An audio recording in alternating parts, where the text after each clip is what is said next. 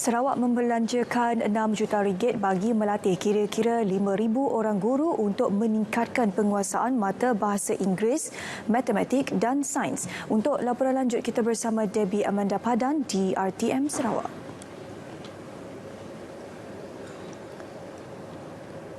Terima kasih Suhaida. Salam hormat. Sarawak membelanjakan RM6 juta bagi melatih kira-kira 5,000 orang guru di negeri ini dalam usaha meningkatkan penguasaan 3 mata pelajaran di sekolah menengah yang mengalami kemerosotan iaitu bahasa Inggeris, matematik dan sains. Menteri Pendidikan, Sains dan Pendidikan Teknologi Dato' Amar Michael Manyin Jawung berkata, program latihan itu akan bermula seawal tahun depan untuk tempoh 2 bulan.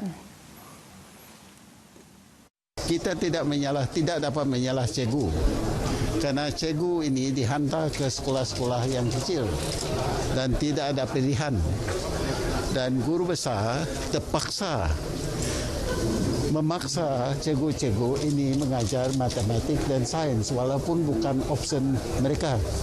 So ini adalah satu cabaran bagi Jabatan Pendidikan Negeri Sarawak. Dato' Amar Michael Manyin menjelaskan perkara itu kepada media selepas merasmikan kolokium Kepimpinan Pendidikan 2020 di Serian. Ketika ini, Kementerian Pendidikan Malaysia sedang mengenal pasti guru-guru yang akan menjalani latihan tersebut di beberapa institut latihan perguruan di negeri ini. Sebanyak 7 anugerah akan dipertandingkan bersempena Anugerah Seniman Muzik Sarawak 2020 pada 4 November depan. Antaranya Anugerah Tokoh Kenyalang Emas, Tokoh Permata Kenyalang, Tokoh Cahaya Kenyalang dan Tokoh Mutiara Kenyalang.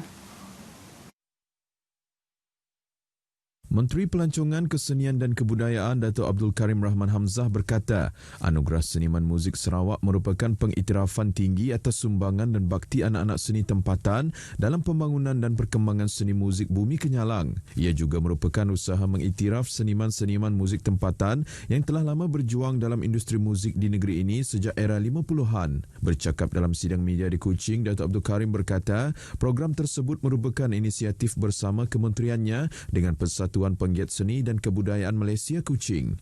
Beliau berkata anugerah tersebut merupakan satu platform bagi memberangsangkan penjanaan modal insan yang berilmu, berkemahiran, kreatif dan inovatif dalam sektor muzik sekaligus membantu memastikan kelestarian jangka masa panjang industri muzik di negeri ini. Pemenang anugerah tersebut bakal membawa hadiah wang tunai, piala dan sijil pengiktirafan daripada kerajaan negeri.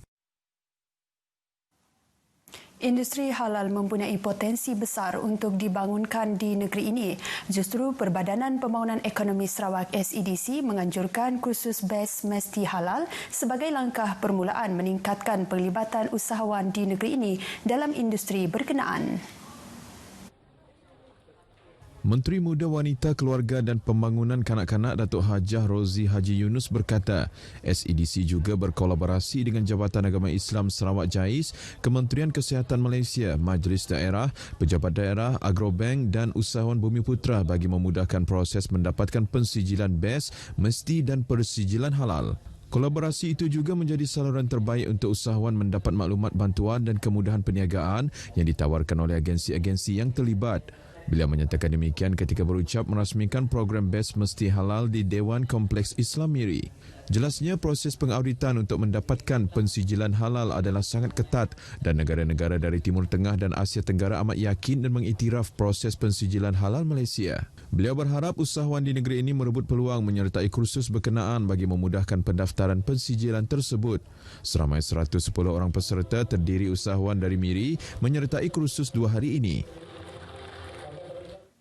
Polis Limbang telah mengeluarkan 41 kompaun kepada orang awam dan pengusaha premis perniagaan sepanjang tempoh penguatkuasaan Perintah Kawalan Pergerakan PKP di daerah itu sehingga semalam. Timbalan Ketua Polis Daerah Limbang DSP Sila Kadong berkata, kompaun tersebut dikeluarkan selepas mereka gagal mematuhi garis panduan prosedur operasi standard SOP yang ditetapkan bagi mengekang penularan COVID-19. Dan operasi penguasaan kita pada hari ini, kita telah mengeluarkan sebanyak 7 kompaun terhadap pemilik kedai dan orang awam yang tidak mematuhi SOP yang telah dikeluarkan oleh pihak kerajaan. Tegasnya pihak polis tidak akan berkompromi terhadap mereka yang ingkar dengan pematuhan SOP yang telah ditetapkan. Beliau ditemui pemberita selepas melakukan operasi penguatkuasaan pematuhan SOP di sekitar Bandar Limbang. DSP Sila berkata walaupun daerah Limbang berstatus hijau, namun langkah berjaga-jaga perlu diambil serta pematuhan SOP dalam norma baru perlu diamalkan bagi mengelakkan berlakunya gelombang kedua COVID-19 di daerah tersebut. 4 suspek warga tempatan berumur lingkungan 18 hingga 35 tahun ditahan oleh pasukan Polis Marin PPM Wilayah 5 dan Polis Diraja Malaysia Kontingen Sarawak dalam satu operasi di Kota Samarahan semalam. Kementerian Perdagangan Dalam Negeri dan Hal Ehwal Pengguna KPDN HEP dalam kenyataan media memberitahu tangkapan itu melibatkan penyelewengan barang kawalan bersubsidi. Barangan yang disita semasa tangkapan melibatkan bahan api iaitu minyak diesel berjumlah 611 liter, minyak petrol berjumlah 862.8 liter dan 2 buah kenderaan iaitu sebuah lori dan sebuah kereta pacuan 4 roda dengan nilai keseluruhan rampasan dianggap berjumlah RM7,455. Kes disiasat di bawah Akta Kawalan Bekalan 1961 yang membawa hukuman iaitu jika seseorang itu ialah satu pertubuhan perbadanan, didenda tidak melebihi RM3 juta bagi setiap barang kesalahan yang dilakukan, atau jika seorang itu bukan satu pertubuhan perbadanan, didenda tidak melebihi RM1 juta bagi setiap kesalahan yang dilakukan, atau penjara tidak melebihi tempoh selama 3 tahun atau kedua-duanya. KPDN HEP dengan kerjasama penguatkuasa jabatan serta agensi akan berterusan dan sentiasa menjalankan pemantauan, pemeriksaan dan mengambil tindakan tegas dari semasa ke semasa untuk menangani ketirisan serta penyelewengan barang kawalan bersubsidi. Sekian berita dari Sarawak. Kita kembali bersama Suhaida di Angkasa Puri. Silakan Su.